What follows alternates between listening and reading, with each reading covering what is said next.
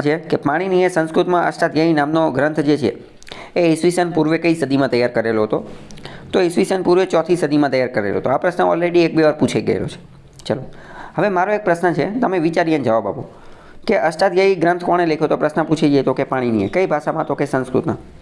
અષ્ટાધ્યાયી નામનો ગ્રંથ કોની માટે હતો? તો કે વ્યાકરણ માટે હતો. ગ્રામર, વ્યાકરણના નિયમો એની અંદર આપેલો હતો. હવે મોસ્ટ ટાઈમલી પ્રશ્ન એ છે કે આ ગ્રંથની અંદર કુલ કેટલા અધ્યાય હતા? તમે વિચારીને કહી શકશો આ ગ્રંથની અંદર કુલ કેટલા અધ્યાય હતા? હવે આ એકદમ સહેલો પ્રશ્ન હતો. કઈ રીતે? મેં તમને બહુ પહેલાં કીવર્ડ ટેકનિકનો ઉપયોગ કરવાનો કીધો હતો. કીવર્ડ ટેકનિક અહીંયા નાખો તો ખબર પડે. નામ શું છે? અષ્ટાધ્યાયી. અષ્ટાધ્યાયી તો કે અષ્ટાધ્યાયી કહેવા શું માંગે છે? અષ્ટ અધ્યાય. અષ્ટ અધ્યાય એટલે કે ગ્રંથ જ એવું કહેવા માંગે છે કે એમાં 8 અધ્યાય હતા. કેટલા અધ્યાય હતા? 8. બરાબર, સમજાણું? તમે વિચારો, અહીંયા આપણને કીવર્ડ ટેકનિક કઈ રીતે, આપણે ભલે વાંચેલું છે નથી વાંચેલું કંઈ ખબર નથી પડતી, તો પણ કીવર્ડ ટેકનિકના માધ્યમથી આપણે શું કર્યું? તો કે આપણે શબ્દનું ઓપરેશન કર્યું. શબ્દને ખોલી અને અંદર ઘૂસ્યા. શબ્દને ખોલી અને અંદર ઘૂસ્યા તો પણ જવાબ મળી જાય. ઓકે, તો આવું જોતું રહેવાનું. ચલો, અષ્ટાધ્યાયી જે છે એ તો ઈસવીસન પૂર્વે 4થી સદીમાં એ બનાવેલો હતો. અષ્ટાધ્યાયી 8 અધ્યાય છે. આ ઉપરાંત એનું બીજું નામ છે અષ્ટક અને શબ્દાનુશાસન. મોસ્ટ આઈએમપી અષ્ટક અને શબ્દાનુશાસન. અમુક વાર આવા ક્વેશ્ચન જે છે એ પૂછાઈ જશે. અષ્ટક અને શબ્દાનુશાસન. થોડા સમય પહેલાં જે છે ને આ ગ્રંથ ચર્ચામાં પણ હતો, કારણ કે કેમ્બ્રિજ યુનિવર્સિટીની અંદર આપણા ભારતના ડૉક્ટર ઋષિ રાજ પોપટ નામના વ્યક્તિ હતા ને, એમને એક એવો ક્લેમ કરેલો હતો કે સંસ્કૃતની એક સૌથી મોટી પઝલ જે છે, ગ્રામરની અંદર એક પઝલ આવેલી છે એક કે જે ઘણા સમયથી ઉકેલી શકાતી નથી, તો એમને અષ્ટાધ્યાયીની મદદથી ઉકેલી લીધી. હવે કઈ રીતે ઉકેલી, કેવી રીતે, એ બધું આપણે એની અંદર પડવાની જરૂર નથી. ખાલી ઉકેલી આપણે એટલું જાણવાની જરૂર છે. બીજું આપણે ડિટેલમાં જવાની જરૂર નથી. બરાબર, તો અષ્ટાધ્યાયી વિશે આટલી જરૂર છે. અને બીજી વાત કરીએ કે પાણીની જે છે, પાણીની તો કે તક્ષશિલાની અંદર પણ ભણાવતો હતો એવું કહેવામાં આવે છે. તો કે તક્ષશિલા સાથે એનું નામ જોડી દેવાનું વિધાનવાડામાં પૂછાઈ જાય તો. બરાબર, કે કયું નૃત્ય રંગબેરંગી વેશભૂષા અને ચમકદાર રજૂઆત માટે જાણીતું છે? રંગબેરંગી વેશભૂષા અને ચમકદાર રજૂઆત માટે. બરાબર, તો આ નૃત્ય જે છે એ કથકલી નૃત્ય જે છે એ એની માટે જાણીતું છે. આપણે વાત કરીએ કે કથકલી નૃત્ય જે છે તો કે એ કેરળનું નૃત્ય છે. કથકલી નૃત્ય જે છે એ કેરળનું છે. અને જો નીચે તમે એનો ફોટો વગેરે જોઈ શકશો તો કે એનું મહોરું પહેરેલું હોય છે, મોઢા ઉપર, આખા મોઢા ઉપર કલર કરેલો હોય છે. નીચે જો વેશભૂષા કેવી છે તો કે રંગબેરંગી છે. અને એનું મોઢું જે છે એ અલગથી જ આપેલું છે. એનું આખું જે મહોરું જે છે, કોઈ પણ વ્યક્તિ ખાલી આ મહોરું જોઈને પણ કહી શકે કે આ કયું છે? તો કે આ કથકલી નૃત્ય છે. ઘણી બધી વાર સાઉથના મૂવીઝની અંદર અમુક વાર આની એક ઝલક આપવામાં આવેલી હોય છે.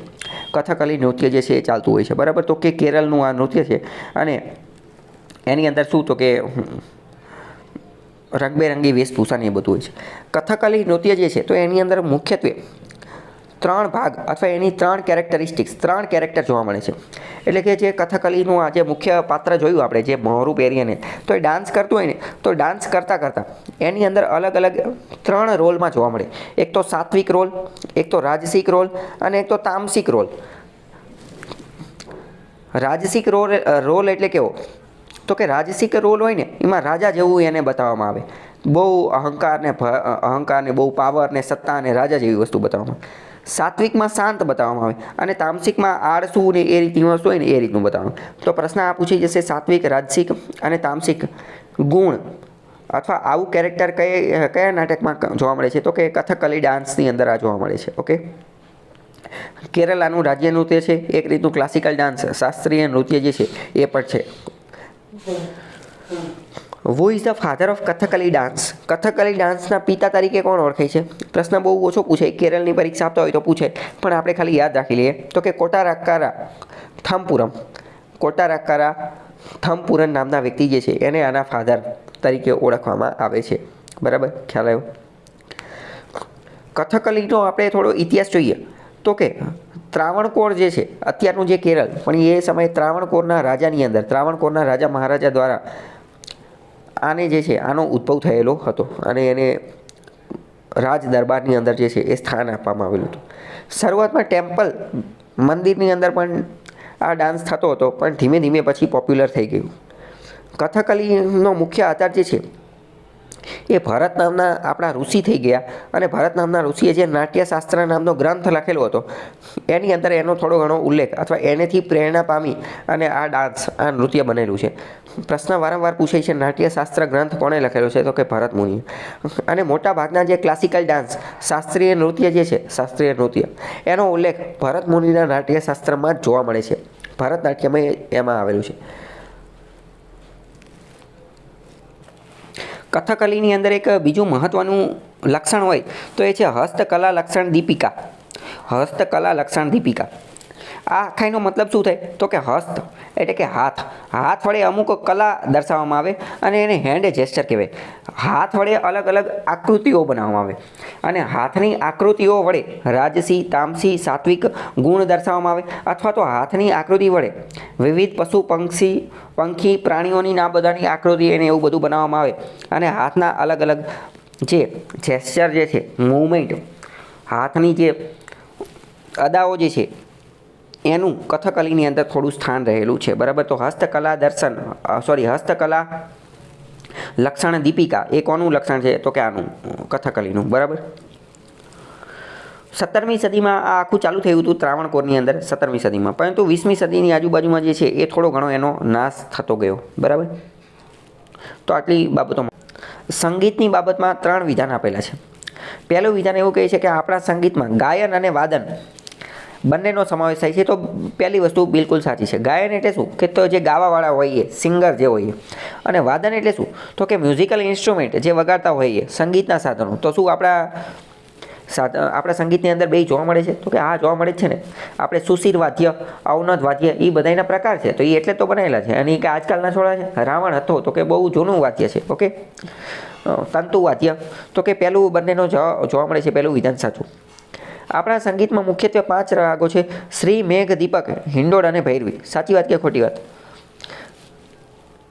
શ્રી, મેઘ, હિંડોળ, દીપક અને ભૈરવી આ બધા રાગ મેં તમને આ 5 રાગ મોસ્ટ આઈએમપી છે. મેં તમને વાત કરેલી હતી કે આ ક્વેશ્ચન પૂછાશે જ્યારે આર્ટ એન્ડ કલ્ચરનું મેં ચલાવેલું હતું ત્યારે. એ યાદ છે કે નહીં તમને? ત્રીજું વિધાન છે પંડિત સારંગદેવે સંગીત રત્નાકર નામના ગ્રંથની રચના કરી હતી. તો કે હા, સાચી વાત છે. પંડિત સારંગદેવ જે છે એણે જ સંગીત રત્નાકરની નામના ગ્રંથની રચના કરી હતી. તો ત્રણેય વિધાન સાચા છે. તો આવા વિધાન વારંવાર પૂછાઈ જતા હોય છે. ઓકે. સંગીત રત્નાકર તો સારંગદેવ. બરાબર. બાકી ઓલરેડી મેં તમને બીજી વસ્તુ ચલાવી દીધી. આ જે 5 રાગ જે છે એ તો ઓલરેડી આપણે ડિસ્કસ થઈ ગયા છે. આગળનો પ્રશ્ન છે કે મહારાજા જયસિંહ બીજાએ ઉત્તર ભારતમાં કેટલી વેધશાળાનું નિર્માણ કરેલું હતું? આ મહારાજા જયસિંહ બીજા કોણ પહેલાં? તો કે મહારાજા જયસિંહ બીજા એ સવાઈ જયસિંહ. કયા સવાઈ જયસિંહ? તો કે જેણે જયપુર નગર બનાવેલું હતું એ જયપુર નગર જે બનાવેલું હતું ને. અને તમને ખ્યાલ હશે કે જયપુર નગર આ જે સવાઈ જયસિંહ જે છે એને ખગોળીય વેધશાળા બનાવેલી હતી. જંતર મંતરનું નામ તમે સાંભળેલું હશે. જંતર મંતર ખગોળીય વેધશાળા જયપુરની અંદર અને બીજી ઘણી બધી જગ્યાએ ઉત્તર ભારતમાં, દિલ્હીમાં બધી જગ્યાએ બનાવેલી હતી. Astronomical units. અને આનો મુખ્ય ઉદ્દેશ્ય શું હતો?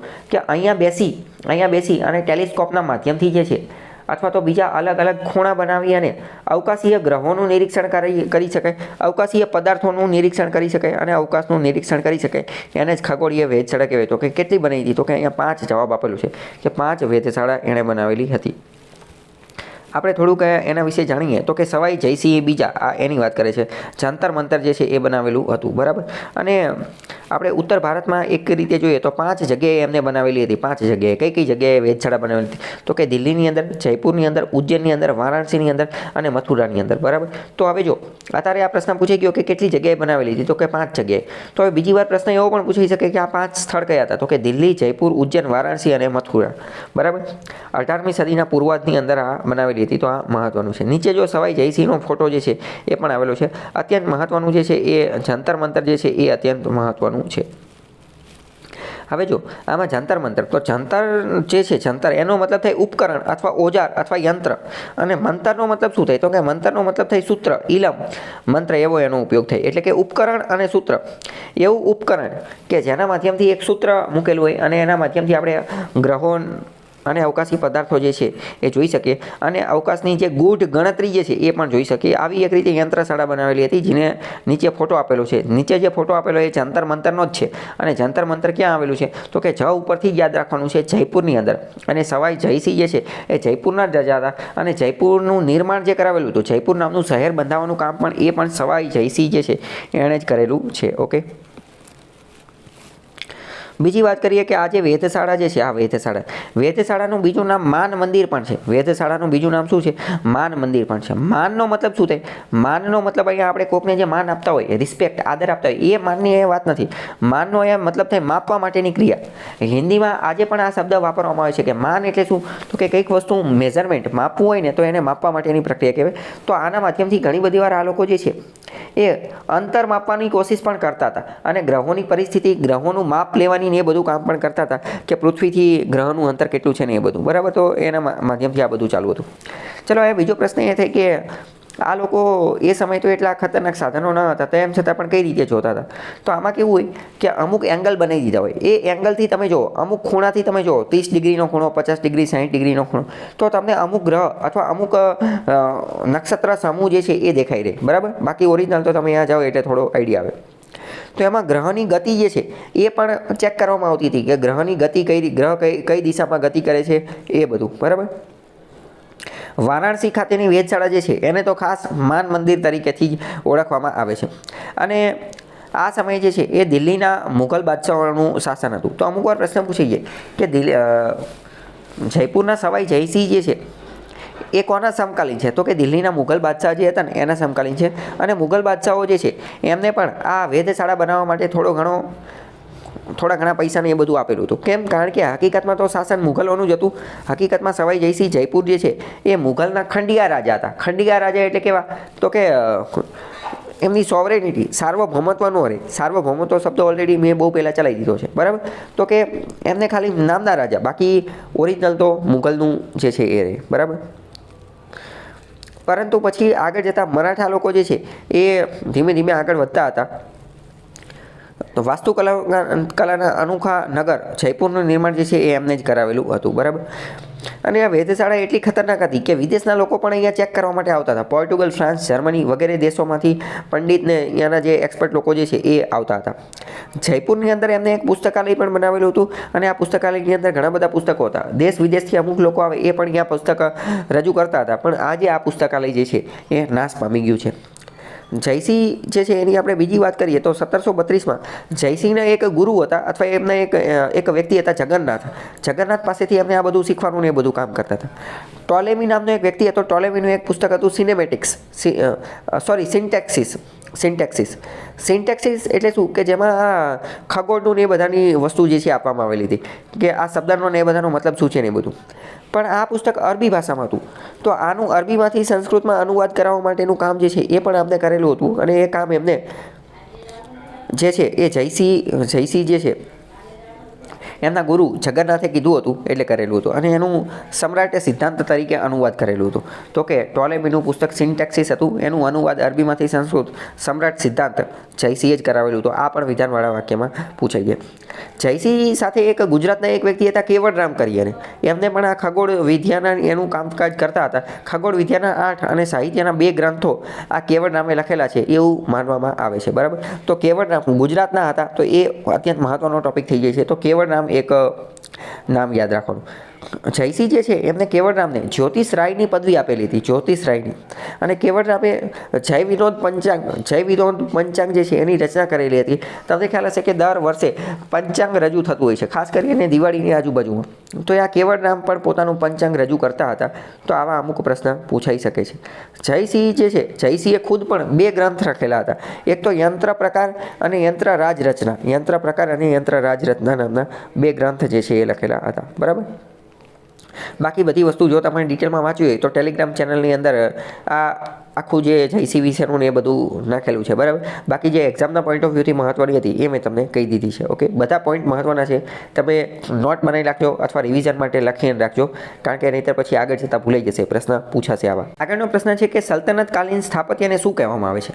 સલ્તનતકાલીન સ્થાપત્ય, તો કે જે સલ્તનતકાલીન હતું તો સલ્તનતકાળમાં મુખ્યત્વે કોણ હતા? તો કે મુસ્લિમ લોકોનું શાસન હતું, મુસ્લિમ લોકોનું.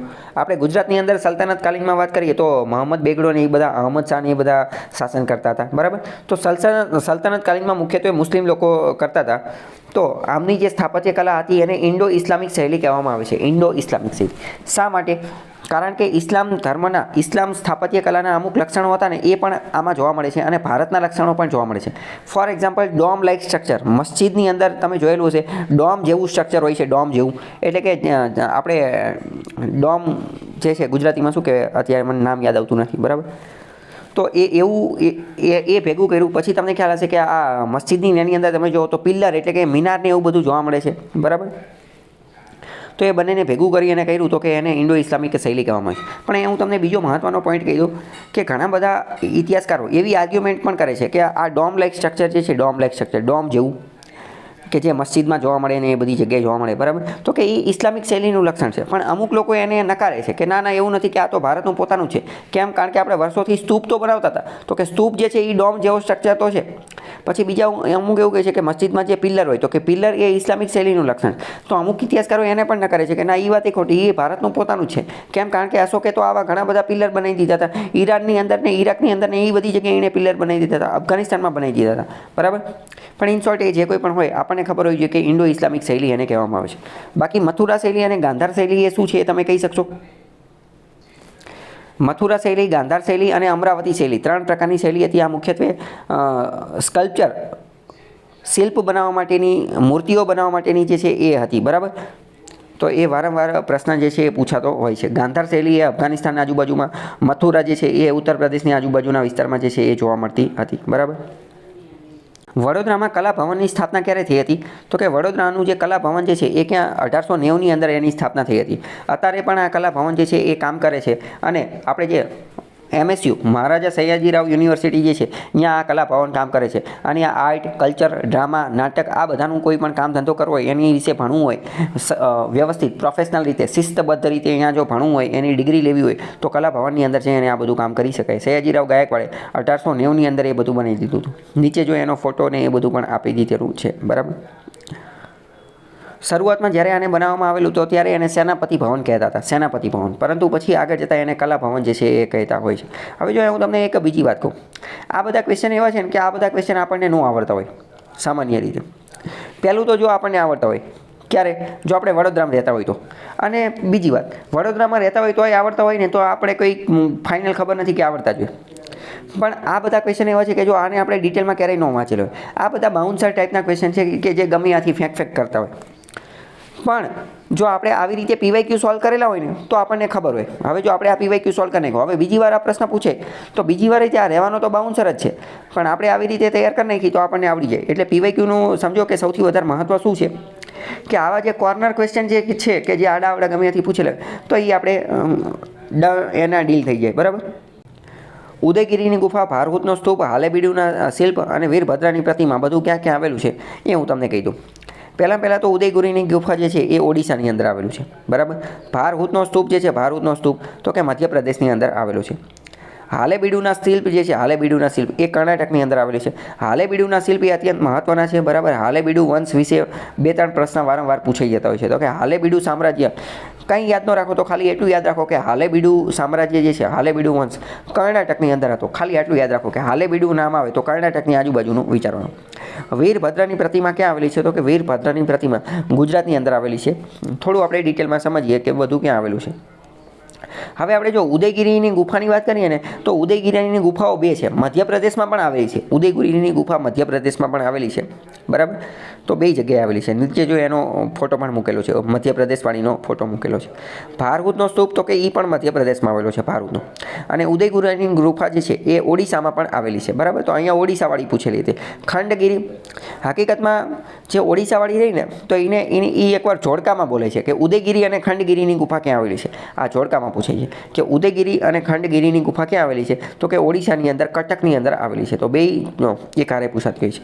એનું જો નીચે સ્થાપત્ય કેવું છે, કેવા ચિત્રો કેવા શિલ્પ ને એ બધું છે નીચે આપેલું છે, બરાબર. ઓડિશામાં આવેલી છે. ઓકે, નીચે જો ઉદયગીરી જે છે એનું એક વિષ્ણુ એ વરાહ અવતારની અંદર જોવા મળે છે. વરાહ એટલે કે ભૂંડ, બરાબર. તો વરાહ અવતારની અંદર જોવા મળે છે. અને આખું જે આ ફોટો જે છે તો એની અંદર 15, 16, 17, 18, 19 જેટલા અલગ અલગ આ બધા શિલ્પ છે અને બધાનો કંઈક અલગ જ મતલબ થાય છે, બરાબર. એ હું બીજા એકાદા વિડીયોમાં ક્યારેક સમજાવીશ કે શું મતલબ થાય ને કેવી રીતે ને બધું, બરાબર. પછી વાત કરીએ હાલીબીડીનો શિલ્પ. તો જો હાલીબીડીના શિલ્પ જે છે એમાં પણ વિષ્ણુનો વરાહ અવતારને બીજા બધા ઘરેણા અને માતાજીને મહિષાસુર મર્દિની ને એ બધું જોવા મળે છે, બરાબર. અને એની ઉપર પણ પ્રશ્ન પૂછાતો હોય છે. કર્ણાટકમાં જોવા મળે છે. તો મોસ્ટ ઇમ્પોર્ટન્ટ કર્ણાટક, બરાબર. કયા સફળ સત્યાગ્રહે વલ્લભભાઈ પટેલને સરદારનું બિરુદ આપેલું હતું? તો પહેલાં તો એ વલ્લભભાઈ પટેલે જ હતા. સરદારનું બિરુદ ક્યાં મળ્યું હતું? તો બારડોલી સત્યાગ્રહ 1928ની અંદર મળેલું હતું. અને કોણે આપ્યું હતું? તો કે બારડોલીની બહેનોએ, બારડોલીની બહેનોએ, બારડોલીની જે મહિલાઓ હતી એમને આ બિરુદ આપેલું હતું. આ પ્રશ્ન ઓલરેડી વારંવાર ઘણી બધી વાર પ્રશ્ન પૂછાઈ ગયેલો છે, બરાબર. અને બાકી તો બારડોલી સત્યાગ્રહ આપણે ડિટેલમાં કરતા હોય ત્યારે પણ સમજીએ છીએ, બરાબર. ઘનશ્યામભાઈ છોટાલાલ ઓઝાના સંબંધમાં નીચેના વિધાનો ધ્યાને લો. પહેલું એવું કહે છે કે તેઓ સવિનય કાનૂન ભંગની ચળવળમાં વિરમગામમાં ભાગ લીધો હતો, બરાબર, બિલકુલ સાચી વાત છે. લીંબડીની લડત 1938માં ભાગ લીધો હતો, બિલકુલ સાચી વાત છે. ભાવનગર રાજ્યમાં જવાબદાર તંત્રના પ્રધાનમંડળમાં તે ગૃહ ખાતાના પ્રધાન હતા, એ વાત પણ સાચી છે. 1972માં ગુજરાત રાજ્યના મુખ્યમંત્રી બન્યા હતા, તો એ વાત પણ સાચી છે. તો હવે જો ઘનશ્યામભાઈ છોટાલાલ ઓઝા, આપણે આના વિશે બહુ બધી વાત સાંભળેલી હોય, ન સાંભળેલી હોય, કંઈ એટલું બધું આ બહુ જોરદાર પ્રશ્ન છે નહીં. તો હવે આધાર પૂછાઈ ગયો તો એમની બાબતના આ 4 વિધાન જે છે એ આપણે પાકા કરી નાખવાના કે આ 4 વસ્તુ એમના વિશે યાદ રાખી લેવાની કે હવે બીજી વાર આ 4 પૂછે ને તો આપણે એનો જવાબ આપી શકીએ. અથવા આ 4ને સંબંધિત બીજી કોઈ આડું અવડું પૂછે અને લોજિકથી એનો જવાબ આપવો પડતો હોય તો એ પણ આપી શકીએ, બરાબર. તો આ 4 યાદ રાખી લેવાની. ઓકે, દક્ષિણ ગુજરાતની જે કોટવાડિયા કોમ જે છે, કોટવાડિયા કોમ એ કોની ઉપર ગુજરાન ચલાવે છે? તો કોટવાડિયા કોમ જે છે એ વાંસ કામ કરી અને ગુજરાન ચલાવે છે. પહેલાં કોટવાડિયા શું છે એ સમજીએ. તો કે બ્રિટિશરના સમયમાં કોટવાડિયા લોકો જે છે ને એ બેમ્બુ એટલે કે વાંસનો ઉપયોગ કરી અને અલગ અલગ માલ સામાન, વસ્તુ, રમકડા, બધી વસ્તુ બનાવતા હોય છે. એકવાર એક બ્રિટિશ ઓફિસર જે છે એ વિસ્તારની અંદર ગયો હશે, કોટવાડિયાના વિસ્તારની અંદર. તો કે ત્યાં જઈને શું થયું? તો કે આ જે કોટવાડિયા, ત્યારે એમનું નામ કોટવાડિયા હતું નહીં. તો આ જે સમાજના લોકો જે છે આ લોકોએ એમને એક વાંસનો બનાવેલો એક ખાટલો આપ્યો. વાંસનો બનાવેલો શું આપ્યો? ખાટલો. હવે ખાટલાને ઇંગ્લિશમાં શું કહે? તો કે કોટ. શું કહે? કોટ કહેવાય. વાંસલાને ઇંગ્લિશમાં કોટ કહેવાય, COT. તો એને જોઈ અને બ્રિટિશર જે છે, બ્રિટિશ અધિકારી, એ અભિભૂત થઈ ગયો અને એને નામ આપ્યું કોટવાડિયા, કે આ તો કોટવાડિયા છે, કોટ બનાવવાવાળા, કોટવાળા. અને એની ઉપરથી કોટવાડિયા શબ્દ બની ગયો, બરાબર. વાંસ કામ માટે જાણીતા છે. આપણે વાત કરીએ કે આદિમ જૂથ જાતિઓ, એને ઇંગ્લિશમાં કહેવાય PVTG, particular vulnerable tribal groups. આખા ભારતની અંદર ટોટલ કેટલી PVTGs છે? તો કે 75 PVTGs ઓલરેડી મેં તમને ઓલાની અંદર ચલાવેલું છે, બરાબર. આખા ભારતમાં 75 PVTGs છે. ડિટેલમાં સમજવું હોય તો એ વિડીયો જોઈ લેજો. અને ગુજરાતની અંદર કેટલી PVTGs છે? તો કે ગુજરાતની અંદર 5 PVTGs છે. 5ના નામ તમને ખબર હોવી જોઈએ. કેમ? કારણ કે કોટવાડિયા એમાંની એક છે. તો કે કાથોડી, કોલકા, કોટવાડિયા, પઠાર અને સિદ્ધી, આ 5 જે છે એ આદિમ જૂથ છે, એટલે કે PVTGs છે. કાથોડીનું આપણે સમજીએ તો કાથોડી નામ ઉપરથી ખબર પડે છે આમનું મેઇન કામ શું છે? તો કે કાથો બનાવવાના કામ કરે છે. મુખ્યત્વે શું કરે છે? કાથો બનાવવાનું કામ કરે છે. તો બીજી વાર આ પ્રશ્ન પૂછાઈ જશે. અત્યારે જો કોટવાડિયા પૂછી ગયું કે કોટવાડિયા કોની હારે? તો કે વાંસ કામ હારે. તો કે કાથોડી એ કાથો બનાવવા હારે, કાથો કામ હારે. કોલકાની વાત કરીએ તો મુખ્યત્વે લોકજીવન ઘડવાના કુદરતી પરિબળો સાથે અને આઘાત પ્રત્યાઘાતને સંસ્કૃતિનો વિકાસ થયેલો છે. કોટવાડિયા જે છે એને વિટોડિયા પણ કહેવામાં આવે છે, વિટોડિયા તરીકે. પઠારની વાત કરીએ તો પઠાર તો ભાલ વિસ્તારની અંદર, નળકાંઠાના વિસ્તારની અંદર, નળ સરોવરની આજુબાજુના વિસ્તારની અંદર જોવા મળે છે. અને નળ સરોવર જે છે એ અમદાવાદ અને સુરેન્દ્રનગર એ બેની સરહદ ઉપર આવેલો છે, બરાબર. પઠાર લોકોનું તો આપણે મંજીરા નૃત્ય વિશે પણ વાત કરેલું હતું. હલેસા નૃત્ય, અહીંયા નૌકાના હલેસા મારતા હોય એવી રીતનું નૃત્ય જે છે એ કરતા હોય છે. સીધી એ તો જૂનાગઢની આજુબાજુ આવેલા છે. તો સીધી જાતિને હબસી અને બાદશાહ ઉપનામથી ઓળખવામાં આવે છે. આફ્રિકન મૂળના છે. અને સીધી લોકોનું ધમાલ નૃત્ય જાણીતું છે. આ નૃત્યની અંદર જે ઢોલ હોય એ ઢોલને ધમાલ કહેવામાં આવે છે, બરાબર. અને સીધીને હબસી અને બાદશાહ ઉપનામ, તો આ બધું તમારે યાદ રાખવાનું છે, બીજી વાર પ્રશ્ન પૂછાઈ જશે. કોટવાડિયાની થોડી વાત કરીએ તો એ વિટોડિયા તરીકે ઓળખવામાં આવે છે અથવા તો વાંસફોડિયા તરીકે ઓળખવામાં આવે છે. વાંસફોડિયા શા માટે? કારણ કે વાંસ આરે તો એ કામ કરે છે. Vansfodia skill of preparing bamboo articles, વાંસમાંથી અલગ અલગ આર્ટિકલ્સ, હેન્ડીક્રાફ્ટને એવું બધું બનાવતા હોય છે. COAT કોટ ખાટલો બનાવેલો હતો બ્રિટિશ ઓફિસર માટે, એટલે કોટવાડિયા બનેલા હતા. બરાબર. આ ઉપરાંત લોકલી ભાષાની અંદર એ લોકોને વાદી પણ કહેવામાં આવે છે. વાદી એટલે કોણ? તો કે માઇગ્રેટિંગ ગ્રુપ, એક જગ્યાએથી બીજી જગ્યાએ ભટકતું રહેતું એને વાદી કહેવામાં આવે. બરાબર. તો એવું ગ્રુપ પણ કહેવામાં આવે છે. તો આ કોટવાડિયાનું આટલું વિગત ખબર હોવી જોઈએ.